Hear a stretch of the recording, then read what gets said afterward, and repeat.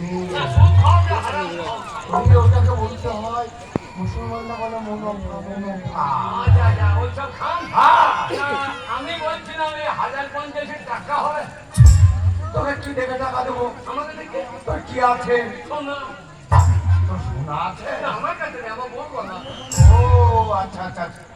বিয়ে করেছিস? আরে হ্যাঁ, কেমন রে তোর বউ? এই যে এইটা কল্পনা কল্পনা নাকি? কল্পনার সঙ্গে তোর বিয়ে?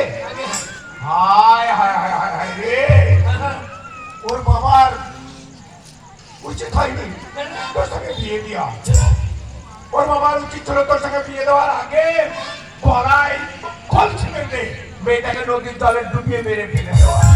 আমি বলেছিলাম তাই, কিন্তু আমাকে দেখে ওরা নদী মনে করে দিয়ে আমার গলাতেই ফেলে দিই। আচ্ছা আচ্ছা আচ্ছা আচ্ছা। 1050 টাকা হবে। টাকা দিলে শোধ করবি কি করে? এই যা কি করে শোধ করবো বলুন?